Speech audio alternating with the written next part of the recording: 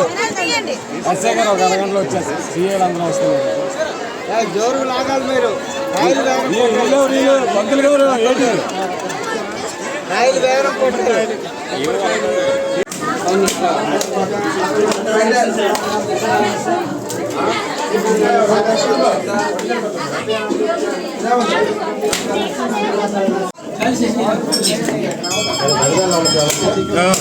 పడుతుందా?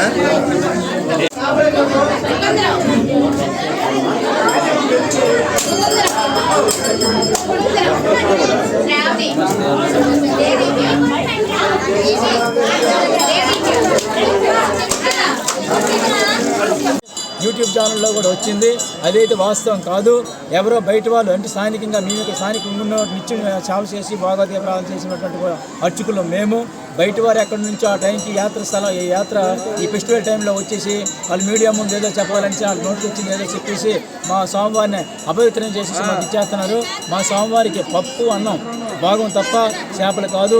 ఈ చేపలు అనేవి ఇక్కడ ఏంటంటే ఈ సంక్రమణం అనేది ఉంటుంది కాబట్టి దానికి ఆడపిల్లలు అంతమంది చుట్టుపక్కల గ్రామస్తులు అంతమంది కూడా ఆడపిల్లలు వచ్చి గౌరవం చేసుకుంటారు. అల్లుడి గారికి గౌరవం చేసుకుంటారు కాబట్టి మాకున్నటువంటి దేవాలయానికి ఒక 4 పంచాయతీలు 5 పంచాయతీలు ఉన్నాయి.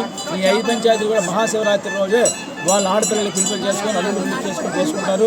వాళ్ళు గౌరవప్రదానికి చేయాలనేసి ఎక్కడికో ఇల్లు ఏవో తెచ్చుకునేవాళ్ళు. ఇవన్నీ చూసి ఇవన్నీ అప్పుడు పూర్వంలో ఏంటంటే ఇక్కడ ఎక్కడికో ఇల్లు గవర్నమెంట్ తెచ్చుకోవాలి కదా అని ఒక దీంట్లో ఉండేది.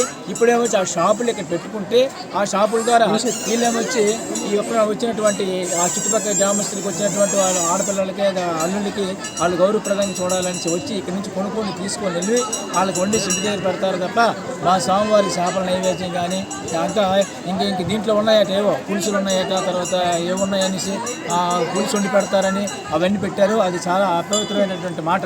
అదైతే వాస్తవం కాదు. మా స్వామివారికి పప్పు అన్నం నెయ్యి తేనె ఇది మా స్వామివారి భాగం. నిత్యభాగం కూడా ఉంది. సర్వే జనాశుభ్రవం సర్వేశ్వరాయుష్మాన్.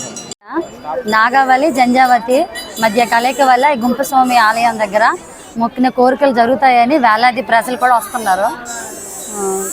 నాకు కూడా ఇదే ఫస్ట్ టైం రావడం.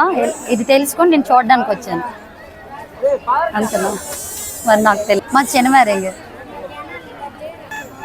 అంటే అందరూ చెప్తుంటే విన్నాను. అటు ఒరిస్సా సైడ్ ప్లస్ ఇటు ఆంధ్ర చాలా మంది తాండపు తండాలుగా రావడం వల్ల అది వినేసి చూడాలని ఒక తాపత్రయంతో వచ్చాను చూడడానికి.